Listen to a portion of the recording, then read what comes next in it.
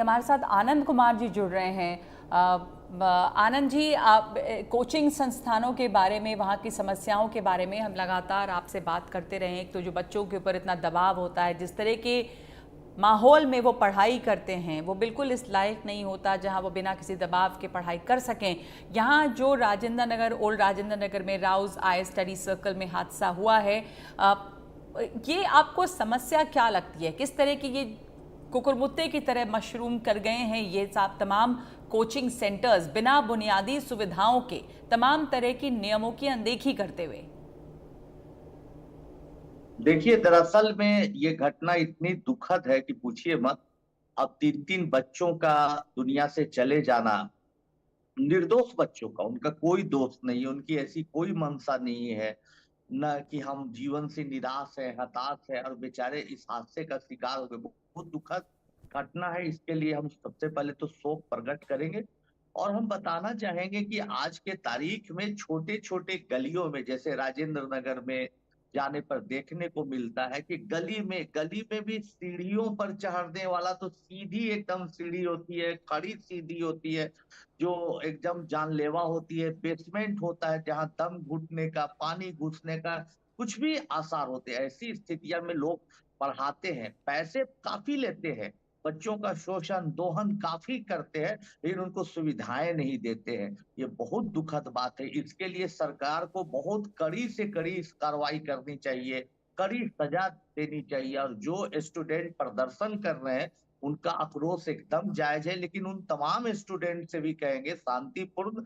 अपनी बातों को रखें।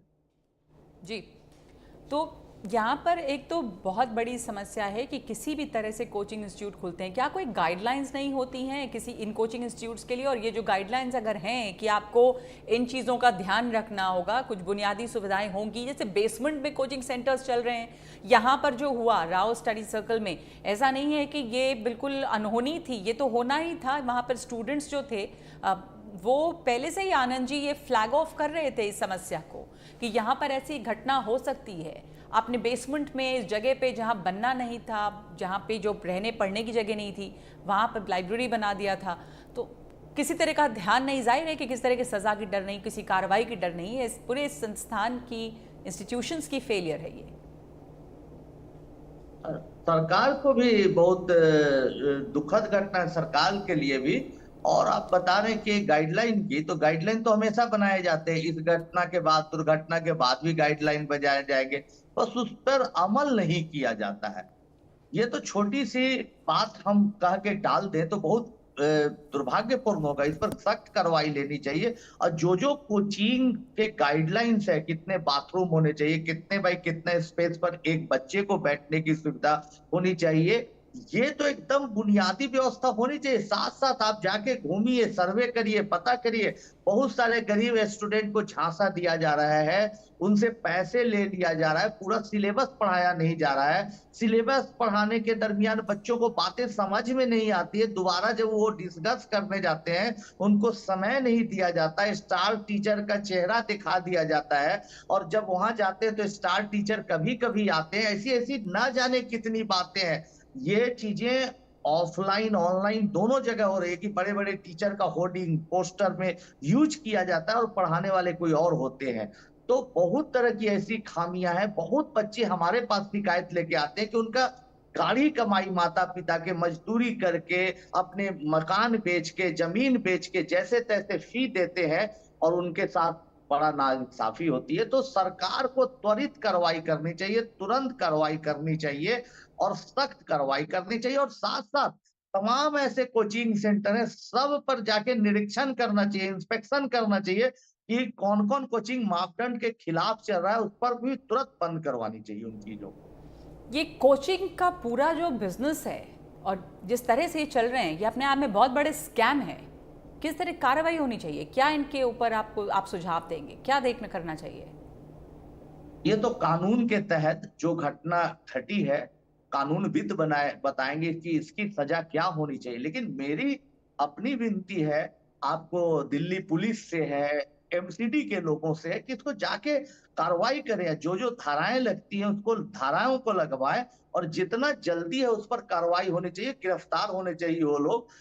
जो बच्चों के जीवन से खिलवाड़ कर कर उनके भविष्य, उनके जिंदगी मौत की परवाह किए बगैर पैसा बनाना उनका काम है, ये बहुत गलत बात है। ऐसे भी हमारे देश में शिक्षा को व्यापार बनाना बहुत दुखद माना जाता है, ये तो बहुत क्योंकि यहाँ आम है शिक्षा पर लेकिन तो सबका अधिकार है। कोई आनंद जी, बच्चा टैलेंटेड है, पढ़ना चाहता है, उसको मिलना चाहिए मौका। पर ये तो बहुत आम है हमारे देश में। शिक्षा तो पूरी तरह से व्यापार है, यहाँ पर कोई ऐसी जगह है ही नहीं। और जो आप देखें कि कितने ज़्यादा जगह कोचिंग सेंटर्स खुले हैं। अगर शिक्षा व्यवस्था सही रहती तो ये सारे बच्चों को इन कोचिंग सेंटर्स में भी जाने की ज़रूरत क्या है। और सिर्फ आईएएस के लिए नहीं, उसके आप तो क्लास 10 से लेके 12 से लेके लगातार ट्यूशन्स और कोचिंग सेंटर्स ही चल रहे हैं।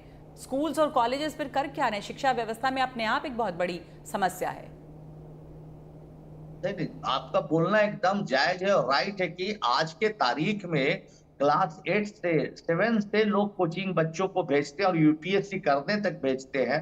लेकिन सरकारी स्तर पर भी प्रयास जारी है, ऐसा नहीं कि गवर्नमेंट के तरफ से हम बोल रहे हैं, लेकिन सरकार प्रयास कर रही है कि आईआईटी के पोर्टल पर कुछ अच्छा कंटेंट डाले, जहां तहां कुछ करे, एनसीईआरटी की किताबों को करे। कई साल से प्रयास चल रहे हैं, लेकिन ये प्रयास बहुत छोटे से हैं। आज यूपीएससी का एग्जामिनेशन होता है या फिर आईआईटी का एग्जामिनेशन होता है, नीट होता है, उसके क्वेश्चन का लेवल, उसके क्वेश्चन का स्टाइल और जो हमारे सिलेबस में पढ़ाए जाते हैं ग्रेजुएशन के समय, अंडर ग्रेजुएशन के समय, दोनों में काफी गैप है। उसको भरने की जो बातें हैं उस पर सरकार अभी कुछ अच्छा नहीं कर रही है। उस पर भी प्रयास करने पूरे चाहिए, जी। लेने चाहिए।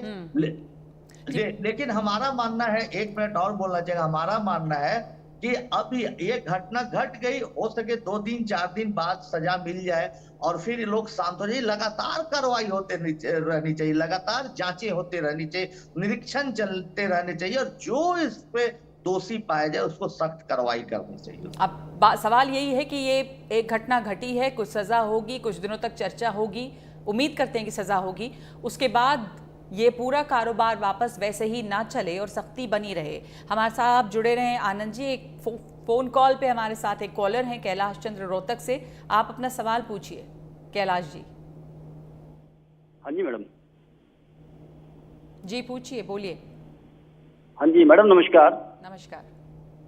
मैडम एक्चुअली मैं यही कहना चाह रहा हूँ, पहले सबसे पहले कहना चाह रहा हूँ कि ये घटना जो है इसके सहानुभूति रखता हूँ मैं इसके प्रति, और भगवान से कामना करो तो आगे ऐसा ना हो।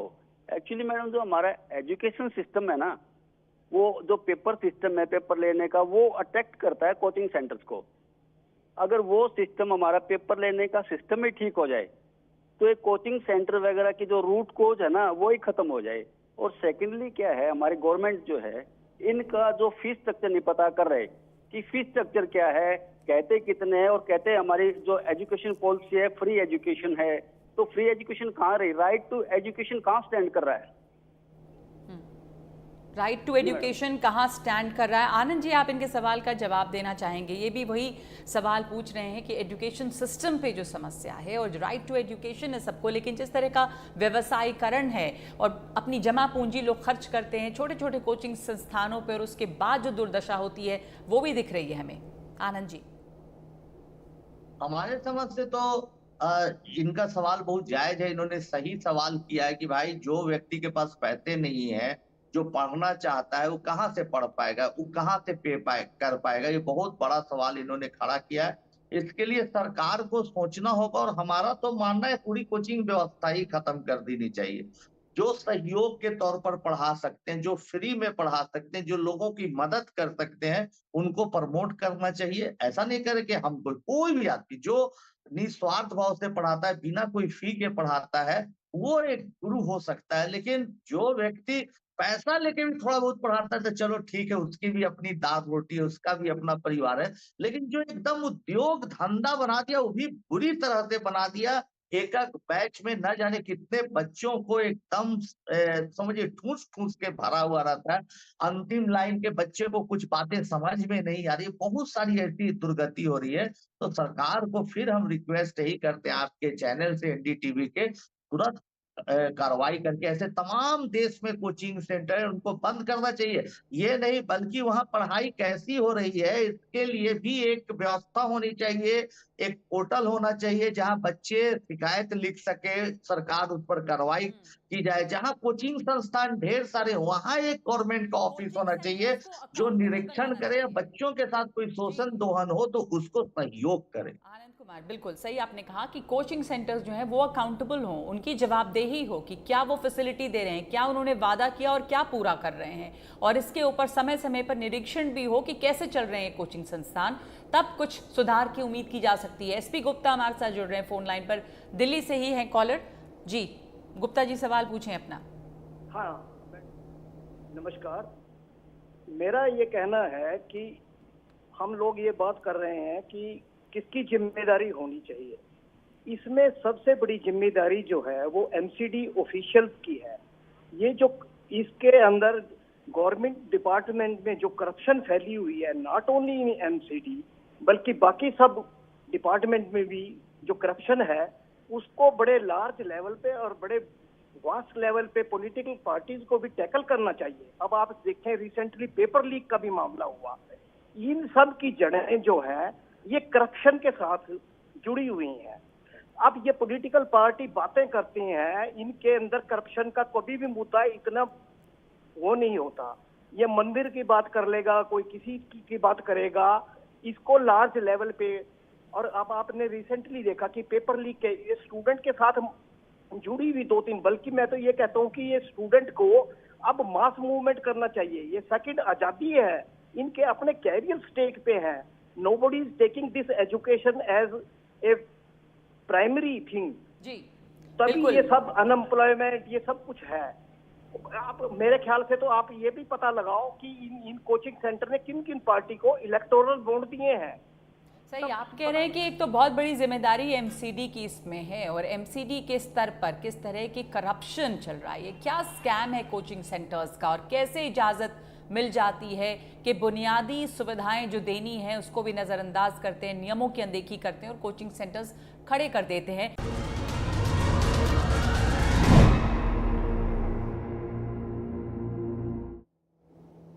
दिल्ली के ओल्ड राजेंद्र नगर में राव स्टडी सर्कल में जिस तरह का हादसा हुआ, उसके बाद सवाल उठ रहे हैं कि कोचिंग सेंटर्स और पूरी कोचिंग व्यवस्था के साथ क्या क्या गड़बड़ है और क्यों हम इसकी अनदेखी कर रहे हैं, क्यों इस तरह के हादसों का इंतजार करते हैं। प्रोफेसर आनंद कुमार हमारे साथ जुड़े हैं। आनंद जी, हमारे पास अब आखिरी कुछ 1 मिनट बाकी है और आपसे मैं एक सुझाव चाहूँगी कि कोचिंग व्यवस्थाओं को दुरुस्त करने के लिए आप क्या सुझाव देंगे? देखिए, पूरा सिस्टम को चेक करने की जरूरत है, इंस्पेक्शन टीम बना के कोचिंग में जाने की जरूरत है। आपको जानकर दुखद आश्चर्य होगा कि आज हर कोचिंग सेंटर में एक मार्केटिंग टीम है, उसको एक टारगेट दिया जाता है कि इतने बच्चे को लाना है कोचिंग तक और इतना प्रॉफिट दिखाना है, तब आपको इंक्रीमेंट दिया जाएगा। ये सब गंदी चीजें बंद होनी चाहिए। अब बच्चों को लाने के लिए, पैसे बचाने के लिए छोटी सी जगह में वो पढ़ाने के लिए तैयार हैं, कॉस्ट कटिंग कर रहे हैं, जगह पर खर्च नहीं कर रहे हैं। जो टीचर लाने के लिए उन्होंने वादे किए वो नहीं होने चाहिए, वो नहीं हुआ। तो मार्केटिंग टीम, ये सब कॉन्सेप्ट खत्म होना चाहिए कि जाके फालतू प्रमोशन कर रहे हैं, बच्चों को लुभावने सपने दिखा रहे हैं। और ऐसे तो जब तक निरीक्षण का काम, जब तक इंस्पेक्शन का काम हर महीने, हर हफ्ते, चाहे एमसीडी हो, दिल्ली पुलिस हो या स्पेशल कोचिंग विंग हो, नहीं करते रहेगी, ये लोग मिलके नहीं करते रहेंगे, तब तक सुधार संभव नहीं है। नहीं तो मनमानी होती रहेगी और ऐसी दुर्घटनाएं होती रहेंगी। इसलिए मेरा निष्कर्ष है कि सरकार को सख्त कार्रवाई करते हुए जो गिरफ्तार हुए लोग, आगे भी ऐसी घटना न घटे, लगातार निरीक्षण करते रहना चाहिए और दोषियों पर कार्रवाई करते रहना। लगातार निरीक्षण हो, दोषियों पर कार्रवाई हो, सिस्टम को अकाउंटेबल बनाया जाए, संस्थानों को अकाउंटेबल बनाया जाए, जवाबदेही उनकी होनी चाहिए, तभी सुधार की गुंजाइश हो सकती है। बहुत शुक्रिया आपका प्रोफेसर आनंद कुमार हमारे साथ जुड़ने के लिए। आप एक ऐसे सेंटर चलाते हैं जो अपने आप में एक मिसाल है। बाकी सेंटर्स भी कुछ इस तरह से अगर हों तो फिर बहुत बेहतरी हो सकती है। बहुत शुक्रिया।